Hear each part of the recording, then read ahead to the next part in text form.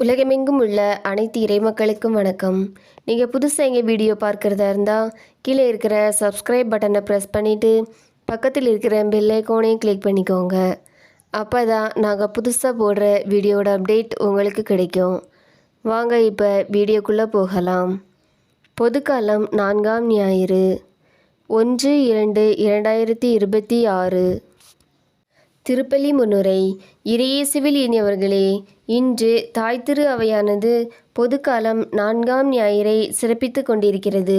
இன்றைய நாள் நாம் கடவுளின் கட்டளைகளை கடைபிடித்து நேர்மையாளராய் கடவுளின் ஆசிரை பெற வேண்டும் என்று கூறுகிறது.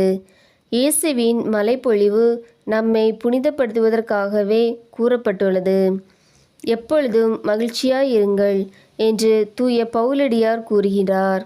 நாம் நேர்மறை எண்ணங்களை வளர்த்து பேறு பெற்றவர்களாய் மகிழ்ச்சியில் வாழ வேண்டும். இறைவன் தந்த நன்மைகளுக்கு நன்றி கூற வேண்டும். இறைவழியில் நடப்போருக்கு இவ்வுலகம் தருவது துன்பத் துயரங்களே. அதிலும் நாம் மகிழ்ச்சியோடு பேறு பெற்றவர்களாய் வாழ வேண்டும் என்று இயேசு விரும்புகின்றார். மலைப்பொழிவில் கூறப்படும் ஏழைகள், துயருறுவோர், கனியுடையோர், நீதி நிலைநாட்டுபவர், இரக்கமுடையோர், தூய்மையான உள்ளத்தோர், நீதியின் பொருட்டு துன்புறுத்தப்படுவோர் ஆகிய அனைவரும் ஆண்டவர் முன் பேறு பெற்றவர்களே. இறையாட்சி ஏழைக்கு உரியது. ஏழையரின் உள்ளத்தினராய் இறையாட்சியை உரிமையாக்குவோம். முதல் வாசகம். செப்பனியா நூலிலிருந்து வாசகம். அதிகாரம் 2 இறைவார்த்தைகள் 3, மேலும் அதிகாரம் 3 இறைவார்த்தைகள் 12 முதல் 13 முடிய. முதல் வாசக முன்னுரை.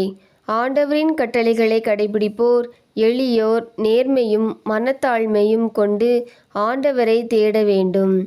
ஆண்டவரின் சினத்தின் நாளில் அவர்கள் எவ்வித அச்சுறுத்தலுமின்றி வஞ்சக பேச்சை தவிர்த்து ஒன்றுபட்டு மந்தையைப் போல் இளைப்பாறுவார்கள் என்கிறார் இறைவாக்கினர் செப்பனியா. வாசகத்தை கேட்டு வாழ்வாக்குவோம். இரண்டாம் வாசகம்.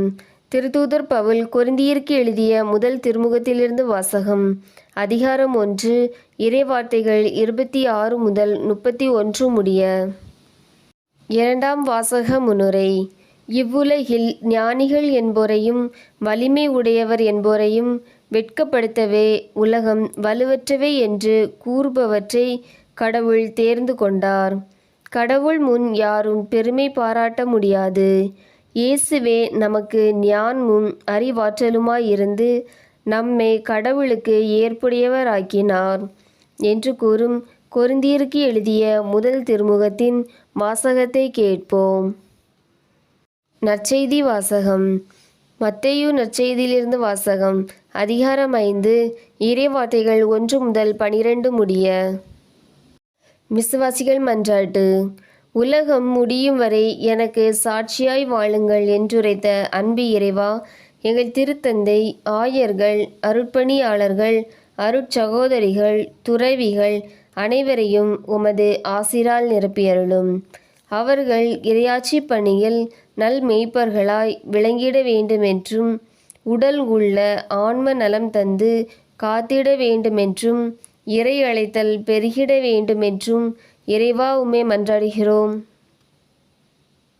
அன்பும் அமைதியும் வழங்கும் அன்பு இறைவா, பொருளாதாரத்திலும் அணு ஆயுதத்திலும் வளர்ந்த நாடுகள் அண்டை நாடுகளை தாக்கி அழிக்கும் மனநிலையை மாற்றிட வேண்டுமென்றும் மனித உயிர்களின் மாண்பை உணர்ந்திட வேண்டுமென்றும் அனைத்து மக்களுக்கும் அன்பும் அமைதியும் வளர்ச்சியும் மகிழ்ச்சியும் கிடைத்திட வேண்டுமென்றும் இறைவா உம்மை மன்றாடுகிறோம். ஆசீர் அளிக்கும் அன்பு இறைவா, பெற்றோரிடம் இருந்து நாம் கற்றுக்கொண்டவையே பிள்ளைகளின் வாழ்வில் தாக்கத்தை ஏற்படுத்துகிறது. பெற்றோர்களே பிள்ளைகளின் முதல் ஆசிரியர். பெற்றோர்கள் பிள்ளைகளுக்கு முன்மாதிரியாகவும் இறை பராமரிப்பை உணர்த்துபவர்களாகவும் வாழ வேண்டும் என்று இறைவா உம்மை மன்றாடுகிறோம்.